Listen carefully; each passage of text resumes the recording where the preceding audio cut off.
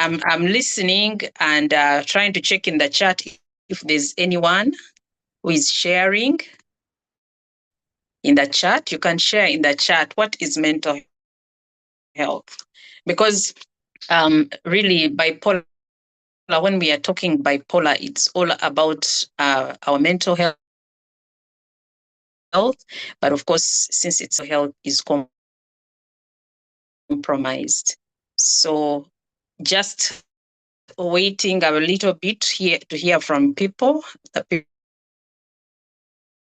people who are sharing what mental state of health of the mind. Yep.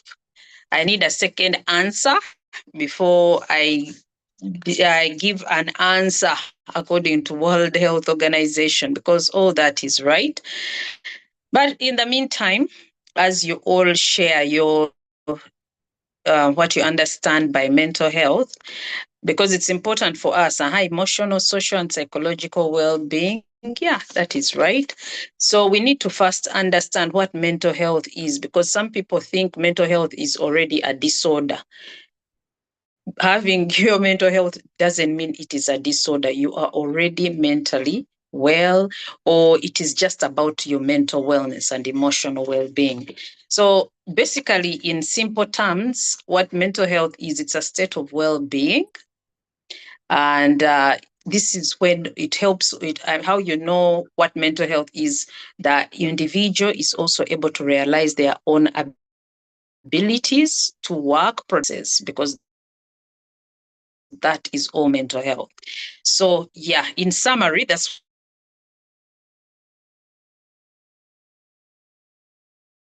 what World Mental Health Organization. I discussion today with the word of everything you do flows from it. So when you go deeper to understand what the disorder is, the truth is it starts with our minds, the thoughts, the things we meditate on. And of course, eventually, what you meditate on will affect your health. And more especially, it will be, of course, going south if the thoughts are negative. So, Christine, can go to the next slide. So, as I break down what the next slide, I want us to understand, because we all have a brain. And of course, we all relate to people. We are in a world which is also a fallen world, so we can't expect perfection. So because of that, by the time you are diagnosed and there is a problem with your mental health, that means at the root of every mental health challenge, there is an untold story of pain. Kristen, you could go to the next slide, please. And normally we tend to bury those emotions and hope they will go away and hope their pain will go away. But at the end of the day, we have to heal. So,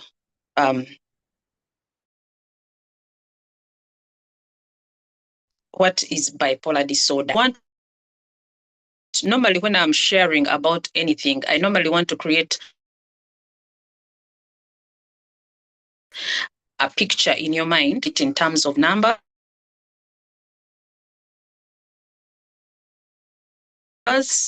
and also in terms of Uganda, we only have 52.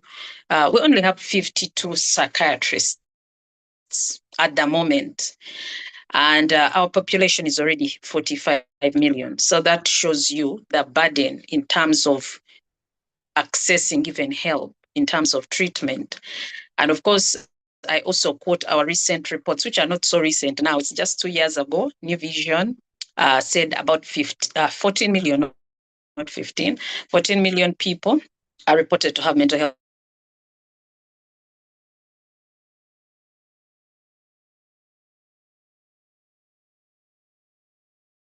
health disorders. And those is when because some people don't even, just to broaden our picture of how big the burden is, there are 40 million people globally who have bipolar disorder, according to World Health Organization. And we are bipolar disorder is the sixth leading. Those facts, it's good to have them so that you know what are we dealing with, how severe. Then when it comes to bipolar, the description, it's a combination of extreme mood swings, and it's a combination of depressive episodes and manic episodes, which of course are disruptive. And I want to just break it down in a simple way. I didn't draw the picture, but I want you to imagine a heel, because I remember when I asked my doctor, what are you treating? Because I have a lived experience with bipolar affective disorder. So when I asked him, he told me, in simple terms, your highs, which are manic episodes, are like the heel. And then your depressive episodes last about a week to 2 weeks. Or someone is telling me that I'm breaking, and that was the issue. I also thought the same one. Okay, I could. Am I better? Maybe you turn off the video.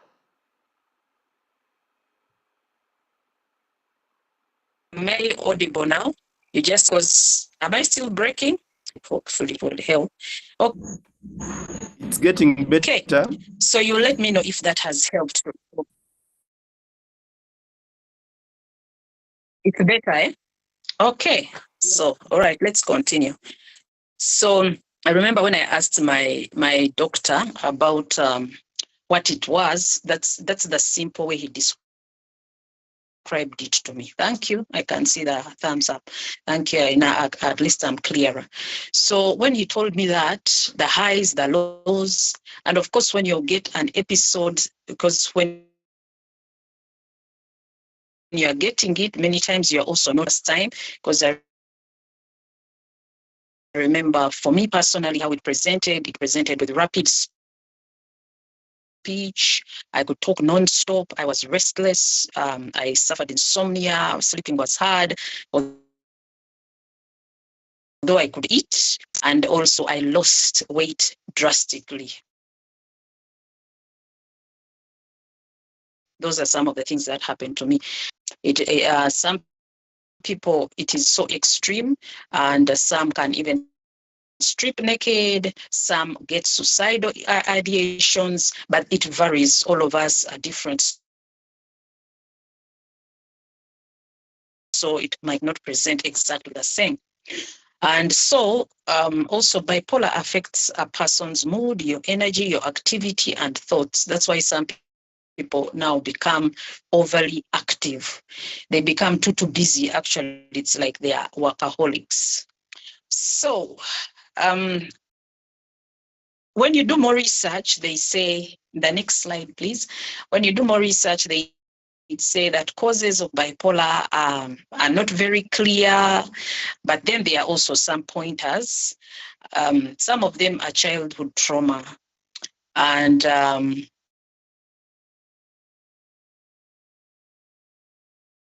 childhood trauma can be anything, child abuse. It could have been a dysfunctional family. It could have been anything in terms of childhood trauma. Then when it comes to stressful events, I want to give some examples. It could be a loss of somebody significant, even be double tragedies. I remember a few years back, we went through a season when we lost the funerals back to back. So such things can really take a toll on you, and it can trigger you. Then also for some people, it could also be substance abuse. It could be the drugs someone is taking and the alcohol, but basically in summary, it's substance abuse. Then I combine it with also at what point does bipolar normally show or develop. Normally, according to research, it shows between ages 15 years to 19 years. Rarely is it after 40.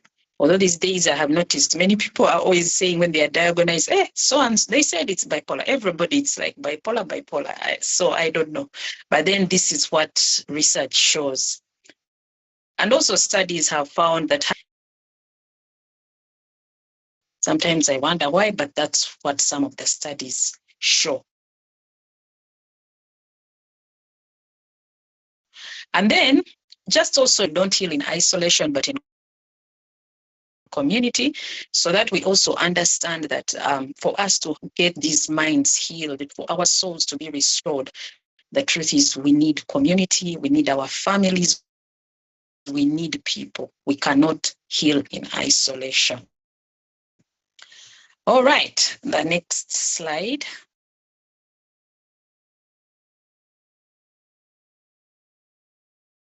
And so because I do a lot, I'm also born again, I'm a Christian, so I believe that at the end of the day, deep inside of us, yes, the medication, all those different interventions,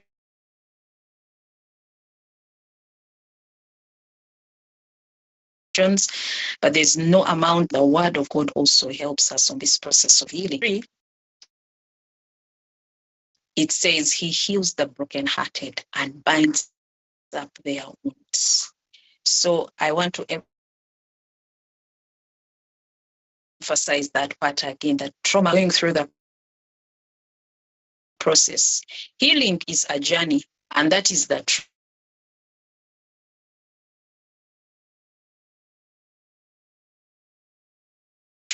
And we cannot judge. All of us heal at different levels and decide what do I want for me. So I talked briefly about the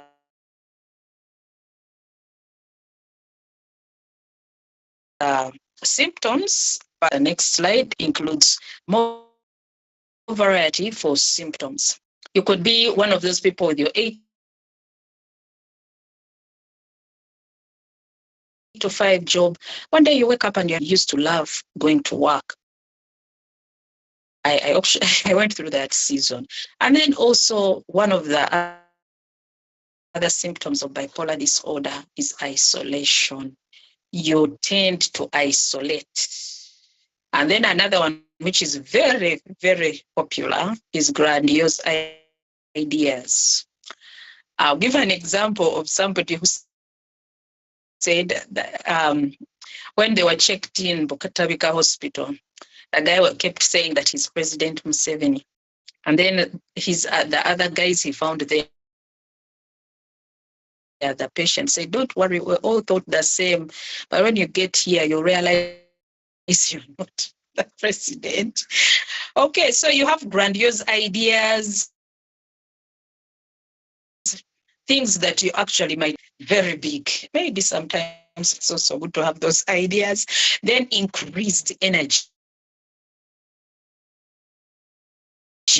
Increased energy, that high, like when they are experiencing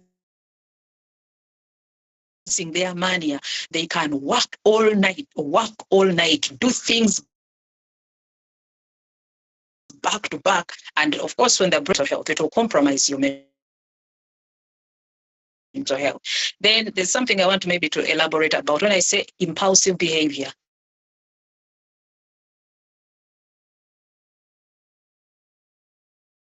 Because I also have a support with, they also share their stories. And some of them will tell you that, hey, for me, my business, like she owns a deal, just give things out. She will not make people pay. And people even know that her mental health, they know her mental health history, but they also take advantage of her crisis. And when they take advantage, the business just collapses. So when the business, I look at my shop, it's empty, I don't have capital. And I mean, you can't ask people for your stuff back. So sometimes that impulsive behavior will manifest like that. Then risky behavior. For some people, how it will show up. Like for risky behavior, some people are either maybe reckless with how they consume substance. If it is alcohol, they just at another level. Partners, and they are not bothered one after another. In fact, there's one guy, he said, for me, when I'm very manic, that is when his libido is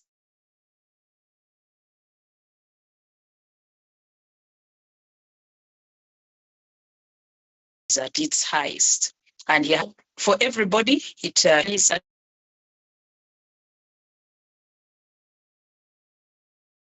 certain things which are not really not a big deal. Okay, I saw someone asking, were we safe? We are safe a day at a time. And that's why I want to put in the next slide, Christine, in the next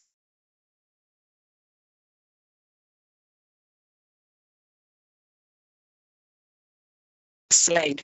Because in the next, it's Psalm 56, verse 8. And it says,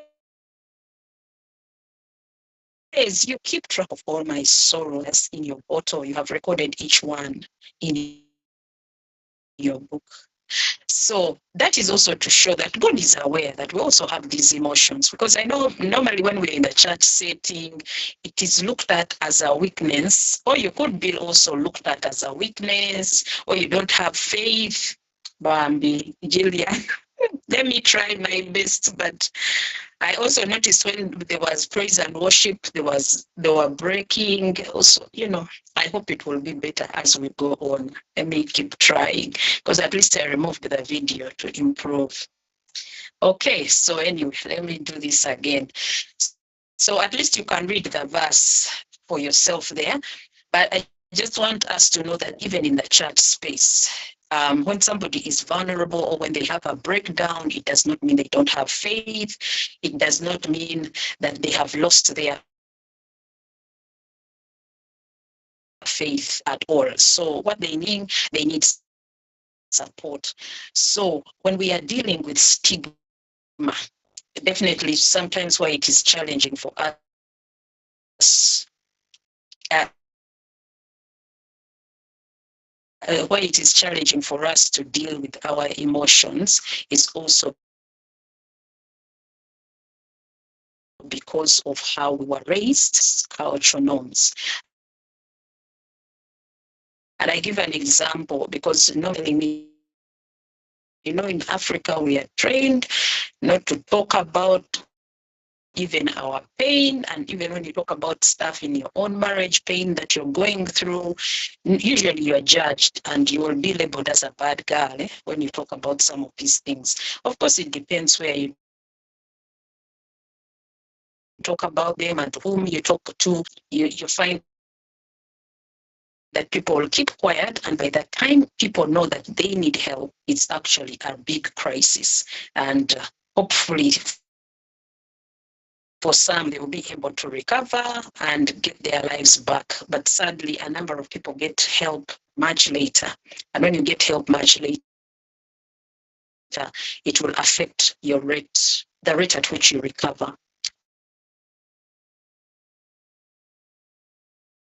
So for our next, our healing starts from inside.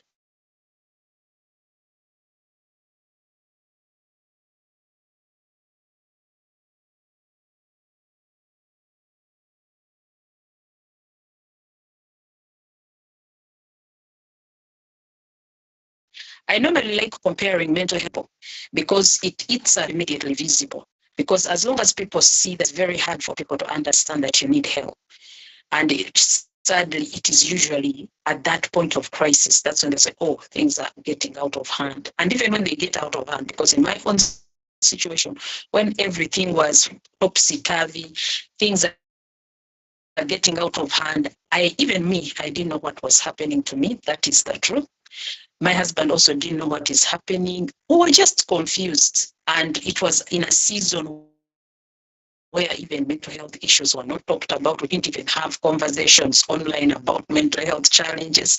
So we were all green. So anyhow, just to let you know that on this journey of healing, be patient with yourself it's good to listen to other people's stories, but don't compare your rate of recovery with another person, because we are all different and we handle issues differently.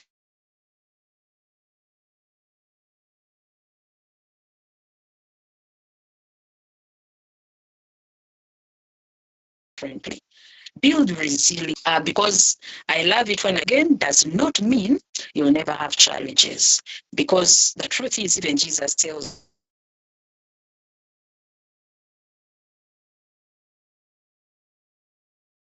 us that in this world we will have the world. So also acknowledge your pain, because actually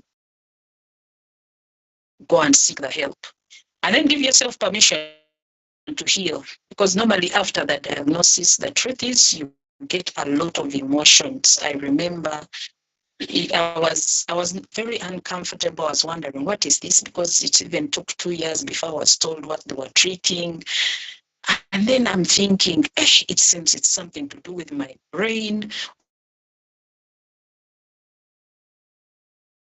Of course, you also kind of self-serve time when you are going through it as a person. Of course, it's also hard for your family. So also prioritize self-care. And I think as women, especially, with all due respect to any men who might be with self-care, we struggle with prioritizing ourselves. And many times we think it is selfish when we take care of our empty cup. When you are empty, emptiness is what you will give.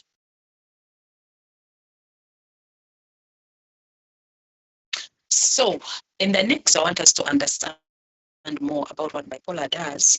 And I quote someone here who says that our brains are wired for connection, but trauma rewires them for protection. And that's why healthy relationships are difficult for wounded people there soon. So you will find that you have challenges to draw boundaries, you have challenges to express your feelings, especially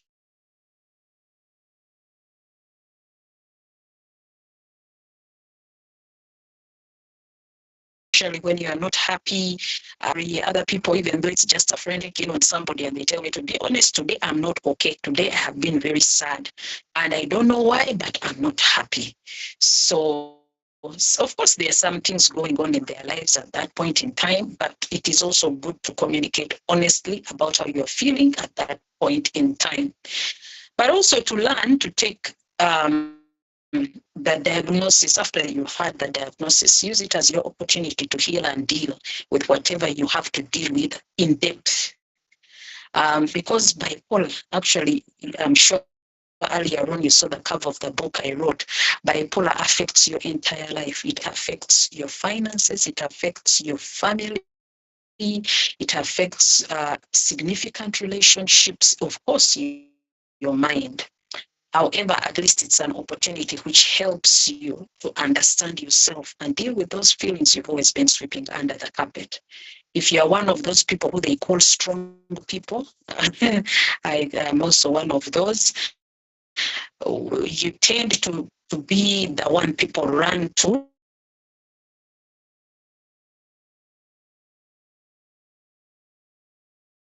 and very few people overwhelming. And sometimes it's very hard for other people to see when you're rare for people to think about even checking in on you, because I mean, you're strong, you can handle it.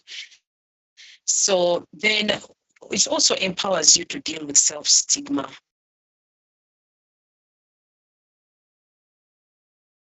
Because knowing about such a science tells us, and for me, because I'm also a believer, regardless of what science says, I also believe healing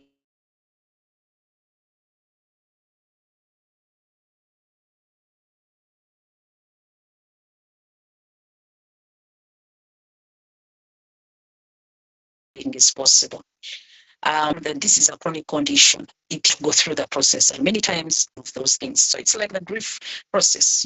You first deny, go through the cycle until you eventually have adjusted, and then you heal. And then also normally, of course, on the journey of treatment and recovery, you're given psychological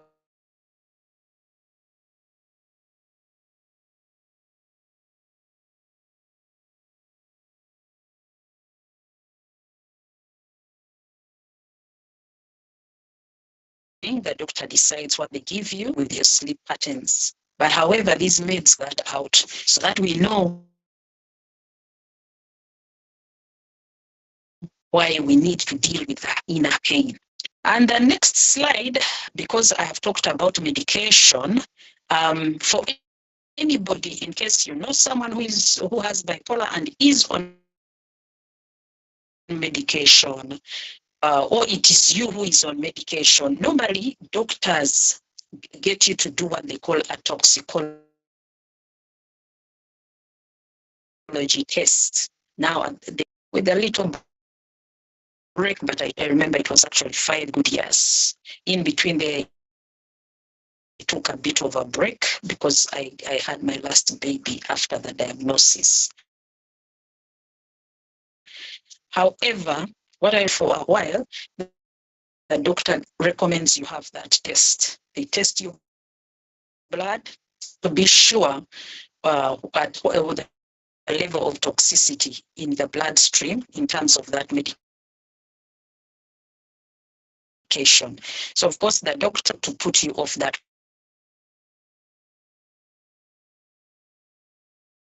particular medication, or if the test results are. And maybe also to talk briefly. Bambi, someone is saying you're missing out on some information, but it is, at least it is there. I'm trying to be as audible as I possibly can, but I don't know the technology, what it's doing to us. But I'll try to repeat a little bit of what you might have missed. So, and also when we talk about meds briefly, as we prepare to look at the DARE framework, medication also, depending on what you take, also has side effects. But for me, I'll talk now for me as Angela. I remember taking meds and I went through a season like 3 years straight without my menstrual cycle. So that was a side effect, and quite a bit. And fine, the hair on the head growing, that was okay, I didn't mind. But facial hair, that happened. And then there's another type of medication I had taken on that journey, and it used to give me tremors. So when I would hold that cup, my hand would shake.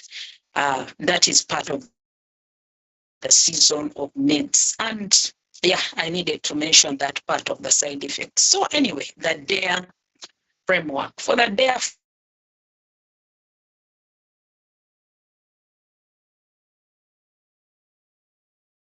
framework, D is for direct work plans, for our workplace, or it's for anything else but our mental health. So I would encourage us to start this year. It's beautiful that we've had this discussion January. You could start by having a vision board for your mental health. What is your vision? It helps you to focus. You can make it maybe, what can you achieve in 3 months? What can you achieve daily?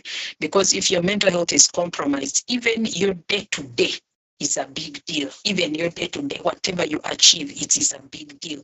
Even simple things like being clean, simple things like waking up and being able to even cook a meal or prepare your space and declutter it, all those things are a big deal. Then the A is for achievable. So recovery and healing is a journey. So be kind to yourself by making small, medium, and long-term goals for your journey. So for some people, maybe that could look like, if it is short term, if you're a mom like me, you could say, maybe it's been a while for me, I haven't gone out with my children, maybe let's do an ice cream or let's go for a swim. I even knew that swim is good for you, go swim. There are some beautiful things, go have a walk, simple things. And then the R is for roles. What are your roles and how do you intend to thrive in them? And why I mention roles, because a woman wears many hats. You can find you are a wife in that season, you are a mother. I feel sorry for mothers who have very young babies. And then maybe you are the CEO somewhere, you have to meet deadlines, the board needs certain things, all those things. How do you put all this together so that you're able to thrive? Then E is for evaluate. Evaluate your progress with people who have a front view of your life.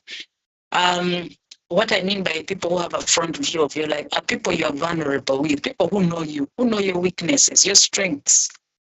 Those are the people who should evaluate you, not someone who doesn't know you, someone who even doesn't know anything personal about you. That wouldn't work. It needs somebody who really knows you. Okay, so like I said, now we are beginning we are on our process, the process of healing. There's something you have missed there, the process of healing, the slide before. I love writing, and I always recommend that people write. I have very many notebooks. Even in my time of prayer, I write, journal. I encourage people to be involved in activity, volunteer with a charity organization. It gives you purpose. Grow your gifts and your talents to serve people. And then also join church ministry. It helps you to grow and heal. And peer support is also another important engagement I would recommend in terms of your healing process. And here there is an organization it is Depression Bipolar Support Alliance. So they had a participation of patient-to-patient support group, which improved treatment compliance by almost 86% and reduced inpatient hospitalization. Those are facts of 1999. Okay, so those are facts of way back in those years, but up to today, peer support is actually a big deal, because peer support is the kind of therapy you receive from somebody who has a lived experience to someone who is going through the challenge. Maybe they are fresh on that journey. That is the kind of thing that it is. And actually also Butavika does it. Although, okay, they were doing it as a project, which I was also part of. They are yet to push it out officially as part of the treatment in our country. Then also, this will give you an opportunity to be a voice and help those coming after you, because there will always be people who are also struggling, because, pain happens. Then, like I had said earlier, allow yourself to feel your emotions. When you look at that little picture, that verse is Psalm 139, verse 14. It's about you're fearfully and wonderfully made. That was my favorite verse at that point in my season. So we have to find a way to encourage ourselves in the Lord. And personally, I would recommend that church spaces should also have safe spaces like support groups in the church where people can meet and share, where people can be vulnerable without being judged. And then here I say be vulnerable in God's presence. By being vulnerable in God's presence, it's only in God's presence that He reveals mysteries to us about ourselves. And I will say it in a simple way, like Jeremiah 33:3. It says, call unto me and I'll show you great and mighty things that you do not know of. So there are things about us, why we do what we do. Why are you overly anxious? Why are you paranoid? Do you easily flip when maybe your loved one delays to come? Are you scared that they are going to leave you? What is the history? What is that rooted pain? Because sometimes you'll even suspect people of things that they don't do. So just be vulnerable before the Lord and He will help you, because He's truly a healer. And also declutter your life. Those are some of the coping methods. Declutter your life, because not everything that makes us busy is good for our mental health. There is a couple which shared one time they would go for literally every fellowship in their church. And that meant they were not available parents. So every time they came back home, their babies were sleeping. That is also not good for the children's mental health.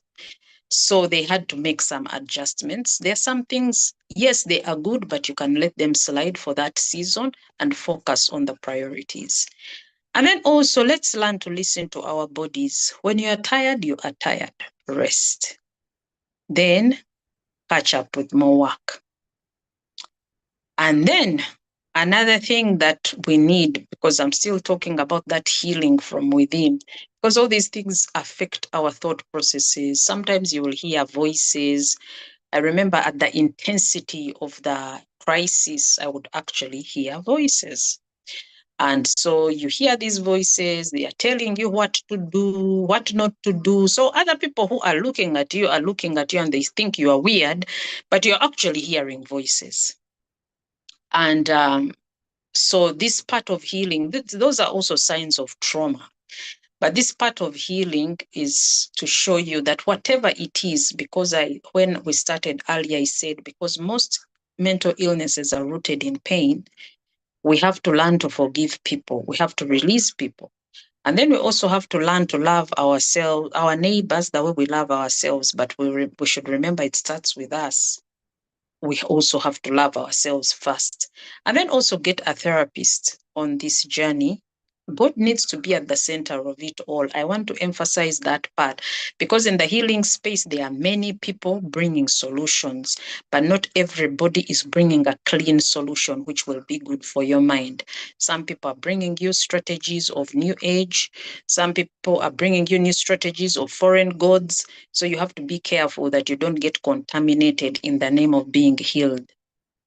And so when I quote the young lady there, to truly heal, one must embrace the power of accepting apologies, even those that are never given, because there are some people who will never apologize, and you have to deal.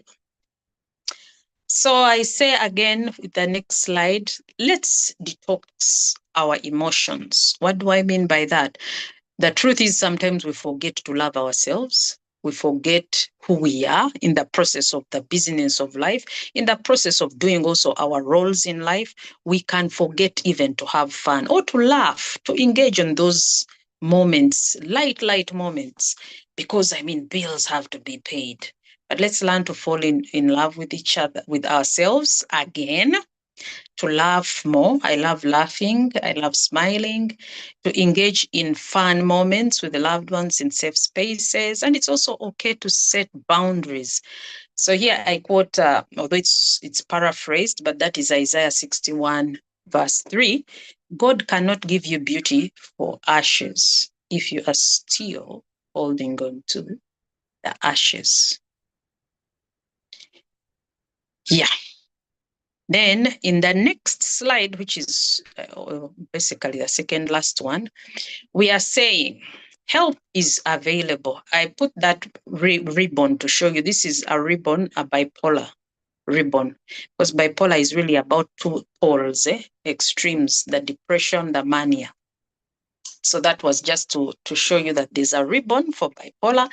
The ribbon for mental health in general is the green ribbon.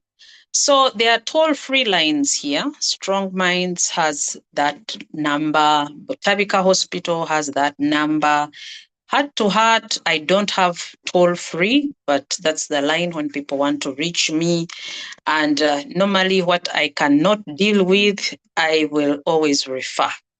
But at least what I know is that these toll-free lines, yeah, you could get support here and there, but I know when things are really tight, you need that personal touch. And we have what we call one of the resources I have with me is the mental health guide, which has more contacts of other people in the space. And of course, you can also be referred to anybody else depending on what your need is. And then to sum it all as we end, I'm quoting an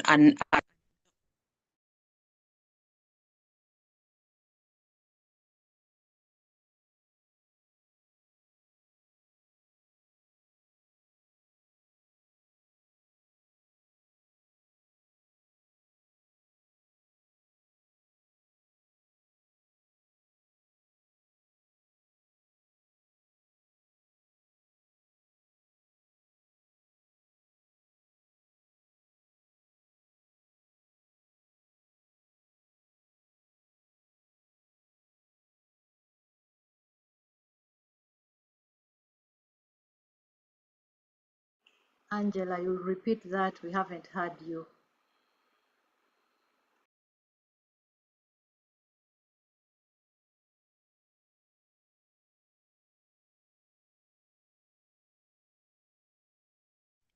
I hope that wasn't my problem.